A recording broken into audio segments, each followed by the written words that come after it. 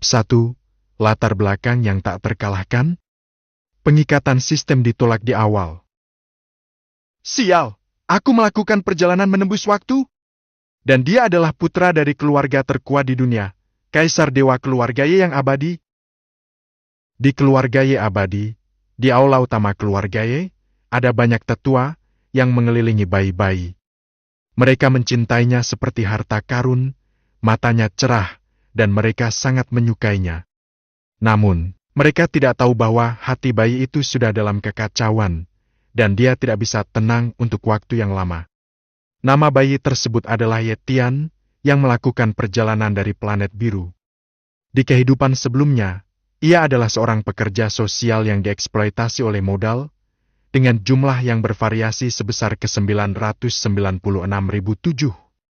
Jalur perakitan perburuan jiwa, bengkel hantu gelap, siklus hidup dan mati dalam 2 shift, malam tanpa tidur dan makanan, dan akhirnya terdiam.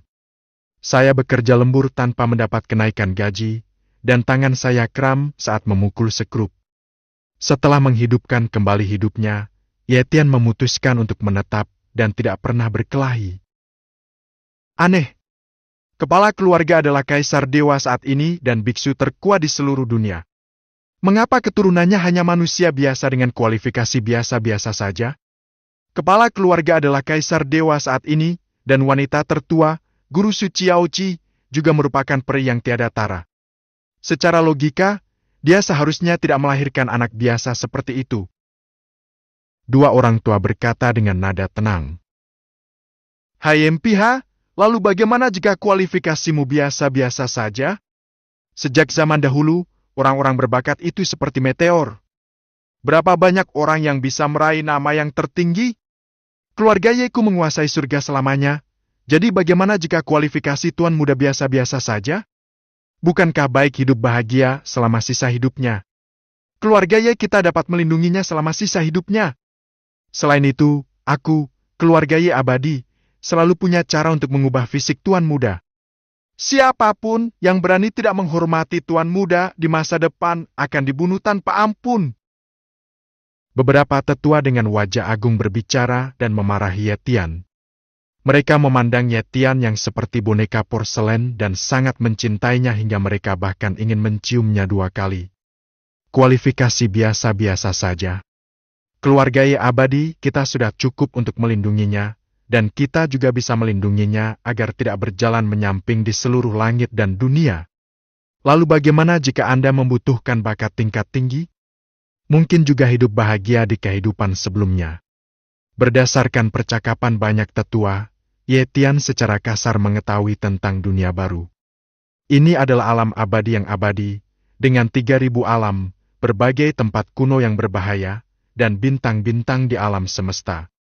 Keluarga Ye abadi di mana dia berada di domain Tian Xuandao, negara bagian Huangji.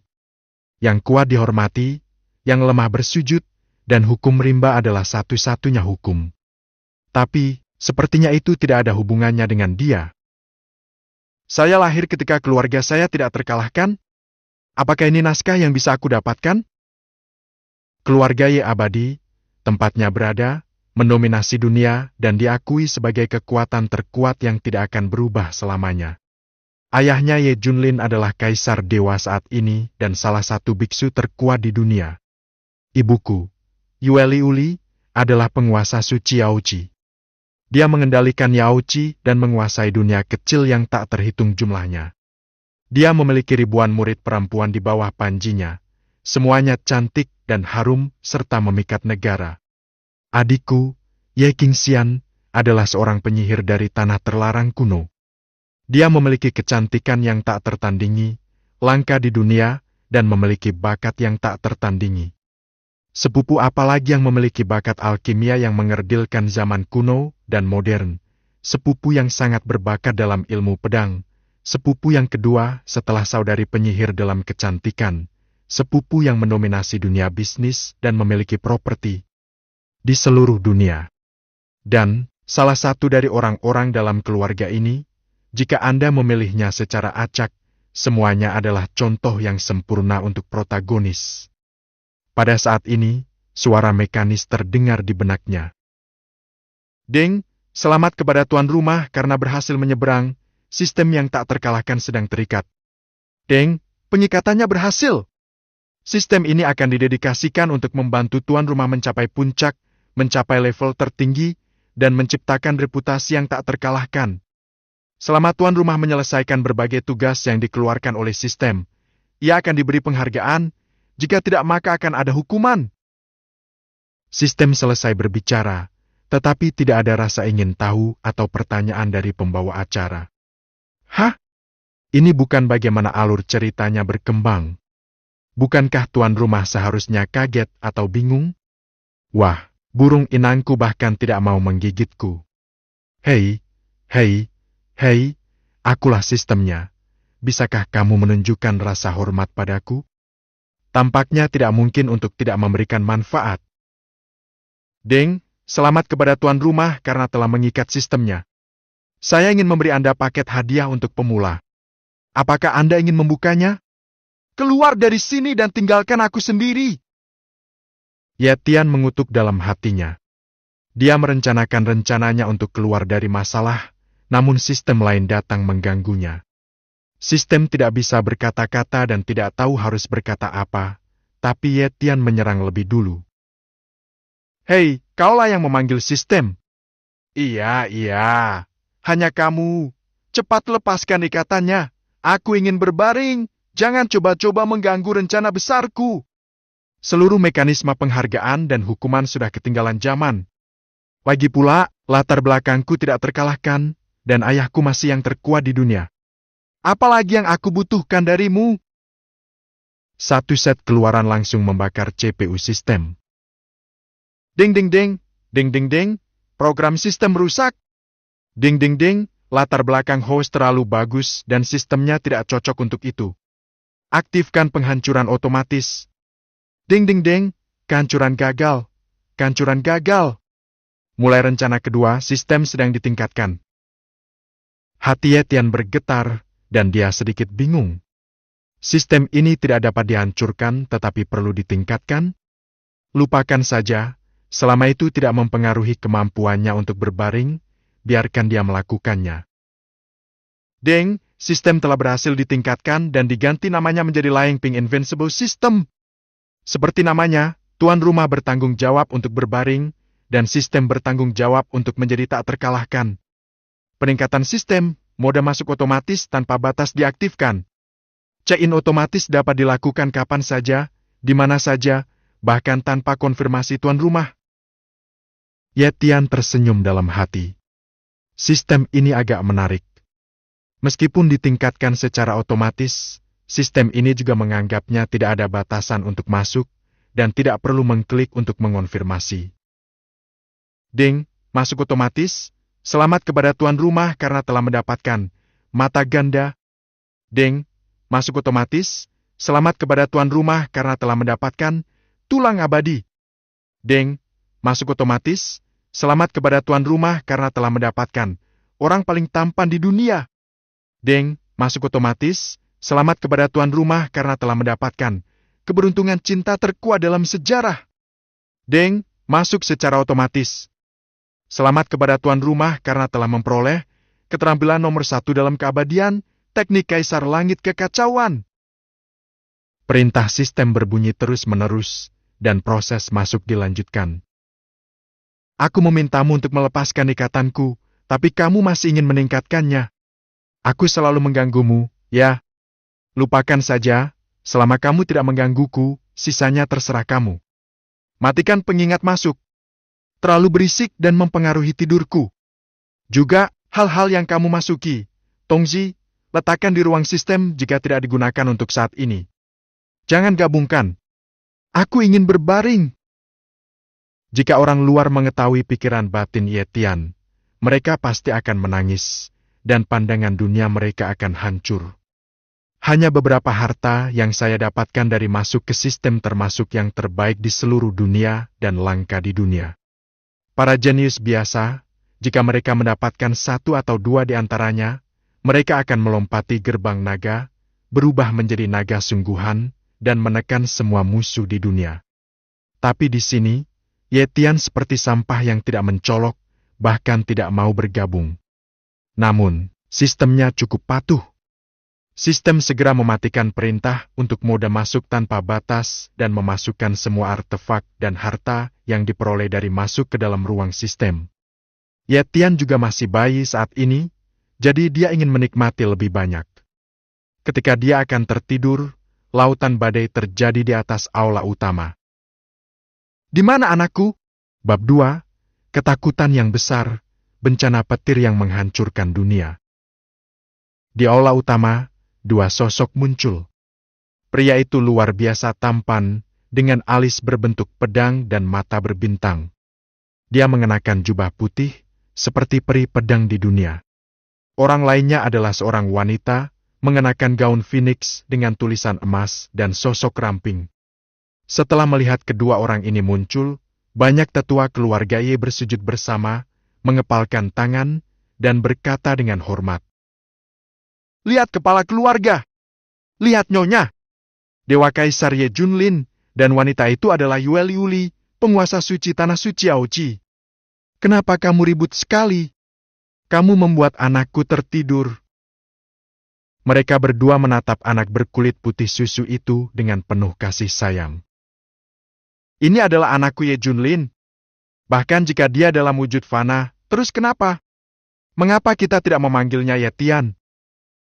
Itu berarti anakku adalah surga mutlak di seluruh dunia. Sedikit gelisah dan hendak tidur, siapa yang mengganggu mimpi jernihnya? Merasa tidak puas, dia membuka matanya karena frustrasi. Mungkinkah mereka adalah orang tuanya yang murah dalam hidup ini? Kaisar Dewa saat ini dan penguasa suci Aoji. Melihat Ye Tian menatap langsung ke arah mereka berdua tanpa menangis atau membuat masalah, hati Ye Junlin dan Yue Liuli meleleh. Ini adalah anakku Ye Junlin. Meskipun bakatnya rata-rata, dia tetaplah tuan muda keluarga Ye. Tidak menghormati dia, dia akan dibunuh tanpa ampun. Setelah kata-kata itu jatuh, tubuh Ye Junlin dipenuhi jimat. Artikel beredar, hukum terjerat, dan tekanan kuat melanda. Kekuatan Kaisar Dewa dapat menghancurkan langit dan bumi, dan tak tertandingi oleh siapapun. Kami akan mematuhi perintah tuan keluarga. Siapapun yang tidak menghormati tuan muda akan dibunuh. Dan percakapan ini tidak ditutup-tutupi sama sekali. Sama seperti Wang Zhongdalu, percakapan ini menyebar ke seluruh keluarga Ye. Setelah mendengar ini, banyak murid yang berlutut dan tidak berani mengangkat kepala. Tuan muda, Anda benar-benar memiliki latar belakang yang mengerikan. Ada ayah Kaisar Dewa dan ibu Tuan Suci. Siapa yang berani memprovokasi mereka di masa depan? Dia segera berlutut dan berkata, Kami menghormati Tuan muda. Nasib Tuan muda adalah takdir. Suara itu bergulir, satu demi satu, bergema di seluruh keluarga Ye yang kekal. Tetapi pada saat ini, di atas langit yang tak berujung, sepasang mata berdarah juga terbuka di atas langit, dengan niat membunuh, menatap Ye Tian di atas aula utama keluarga Ye yang abadi, dan suara yang menakutkan dan gemetar terdengar. Ye Tian, yang baru lahir dari keluarga Ye, adalah anomali dari segala usia. Dia tidak dikendalikan oleh dao besar. Kami memutuskan untuk mengirimkan bencana petir yang menghancurkan dunia untuk membunuhnya. Keluar, semuanya sunyi, langit dan bumi menjadi pucat, dan seluruh alam abadi-abadi mendengar sesuatu. Seseorang yang kuat menatap ke langit. Setelah melihat mata berdarah itu, dia berseru. Bukankah ini mata darah Tuhan? Mata kehancuran legendaris yang bertugas membunuh menggantikan Dao. Kaisar yang bahkan telah menjadi sosok dewa menembus kehampaan tak berujung dan melihat ke arah keluarga Ye abadi di negara bagian Huangji. Di bawah tatapan semua orang, Ye Junlin perlahan berdiri dan menunjuk ke langit dengan satu tangan. Aku, Ye Junlin, ada di sini hari ini, dan bahkan langit tidak bisa menyentuh anakku. Kaki berubah menjadi aliran cahaya, dan terbang ke dalam kehampaan, kekuatan yang kuat menyapu, seperti dewa tertinggi. Oh tidak, apakah orang tua murahanku begitu galak? Berani melawan jalan besar. Ye Tian merasa ngeri di dalam hatinya. Dia mendengar bahwa ayahnya adalah kaisar dewa saat ini, yang terkuat di dunia dan tak terkalahkan di bawah bintang-bintang. Tapi dia tidak menyangka ayahnya akan berani melawan Dadau. Latar belakangnya begitu tak terkalahkan sehingga dia bahkan tidak takut dengan jalan besar. Jadi mengapa dia harus berlatih palu? Berbaring, dan nikmati hidup dengan nyaman, wanginya enak bukan? Segera dia berkata kepada sistem di dalam hatinya. Tongzi, untuk apa aku membutuhkanmu? Selama ayah ada di sini, bahkan Dau-Dau pun tidak bisa menyentuhku. Hei, lupakan saja, aku tidak akan mengatakannya lagi, aku takut menyakitimu. Ding ding ding, program sistem rusak. Ding ding ding, ayah tuan rumah terlalu hebat, sistem mulai ditingkatkan. Ding ding ding, tes sistem sedang ditingkatkan. Ding ding ding, sistem telah berhasil ditingkatkan, dan mode pertahanan tak terkalahkan diaktifkan. Dalam mode pertahanan tak terkalahkan, tuan rumah akan mengabaikan semua kerusakan fatal. Mekanisme serangan balik sistem akan terpicu dan lawan akan terbunuh dalam satu serangan. Ini telah ditingkatkan lagi, dan ini masih merupakan mode pertahanan tak terkalahkan yang mengabaikan semua kerusakan fatal. Ye Tian terdiam, sistem ini pasti terlalu kompetitif. Setiap kali seseorang membandingkannya, mereka ingin meningkatkan dan melampauinya. Lupakan saja, selama itu tidak mempengaruhi kemampuannya untuk berbaring, terserah. Dan di atas langit yang tak berujung, hukum kehancuran berkobar, dan kehampaan itu runtuh dan berubah menjadi lubang hitam. Kekuatan ini begitu menakutkan bahkan Kaisar Dewa pun akan terbunuh seketika. Di tengah mata darah langit, guntur dan kilat melonjak, dan naga guntur setinggi ratusan kaki muncul, terbungkus petir ungu, diikuti oleh kekuatan penghancur, menghancurkan segalanya. Naga petir itu bergegas turun, menghancurkan segalanya, dan tak terhentikan kemanapun ia melewatinya, run bersilangan dan ruangnya hancur. Seseorang yang kuat berseru. Ini terlalu menakutkan, jauh di luar jangkauan manusia. Bahkan orang terkuat yang telah memasuki alam dewa mungkin hanya akan mampu bertransformasi di bawah naga petir ini tulang di kuburan. Sementara semua orang memperhatikan, Ye Junlin berpakaian putih, mengambang seperti debu, seperti dewa di bumi, dengan mata tajam, menyapu hutan belantara. Jalannya biasa-biasa saja. Ye Junlin mendorong dengan telapak tangan, menghadap ke langit yang tak berujung. Di antara langit dan bumi yang luas, cetakan telapak tangan raksasa muncul. Kekacauan berkecamuk, energi abadi melonjak, dan dunia sepertinya mudah runtuh. Kekacauan terbuka dengan satu pikiran, dan dunia hancur dengan satu pikiran. Jejak telapak tangan raksasa dan naga guntur penghancur dunia sepanjang 100 kaki bertabrakan. Bung! Semua orang melihat lagi. Naga petir penghancur dunia yang panjangnya 100 kaki dan kuat telah menghilang dan berubah menjadi ketiadaan. Antara langit dan bumi, hanya ada satu yang berpakaian putih, abadi dan tak terkalahkan, seperti dewa. Saat semua orang di keluarga Ye bersorak, Ye Tian hendak pergi tidur. Saya belum bisa tidur nyenyak sejak saya lahir, dan akhirnya saya bisa tidur nyenyak. Yue Liuli memandang anak dalam pelukannya dengan penuh kasih sayang dan menciumnya. Tapi pada saat ini, sesosok tubuh muncul dari kegelapan aula utama, diselimuti kabut hitam, dengan pupil berwarna darah, memegang pedang hitam. Menyipitkan matanya sedikit, dia menatap anak di pelukan Yue Liuli dan memutuskan untuk membunuhnya. Dia mengambil satu langkah ke depan dan melakukan perjalanan melalui luar angkasa. Dalam waktu kurang dari 1/10 juta, dia tidak jauh dari Ye Tian. Ada perubahan mendadak, dan banyak tetua serta Yue Liuli tidak bereaksi. Bilah tajam hitam itu menusuk Ye Tian, yang merupakan pukulan telak dari dewa yang kuat. Di bawah ranah Shinto, tidak ada seorang pun yang bisa bertahan hidup, apalagi bayi yang baru lahir. Pada saat kritis, cahaya berkedip di luar tubuh Ye Tian, dan perisai emas muncul. Itu benar-benar mengimbangi semua kerusakan dari pedang hitam itu, dan seberkas cahaya ditembakkan, langsung menembus alis dewa kuat berpakaian hitam itu. Sampai saat kematiannya, pria kuat berbaju hitam itu tidak mengerti apa yang telah terjadi. Namun, Ye Tian nyaris celaka dan hanya bereaksi. Tidak heran suara sistem tiba-tiba terdengar di benak saya sekarang. Deng! Mode pertahanan tak terkalahkan diaktifkan. Deng, merasakan bahwa tuan rumah akan terluka parah. Sistem secara otomatis melawan dan membunuh orang yang melakukannya. Itu!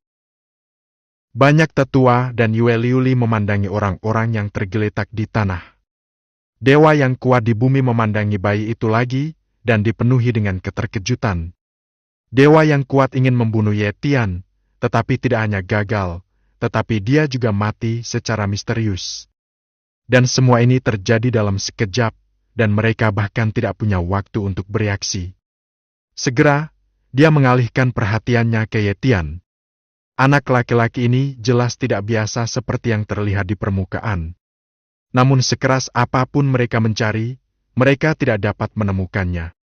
Bahkan jika Anda menggunakan teknik rahasia keluarga Ye, Anda tidak akan mendapatkan petunjuknya. Dan Ye Junlin, setelah melawan malapetaka itu, kembali ke aula. Setelah mengetahui situasinya, pertama-tama dia meraih mayat itu dengan satu tangan dan menggunakan teknik reinkarnasi pencarian jiwa untuk memata-matai kekuatan di belakangnya.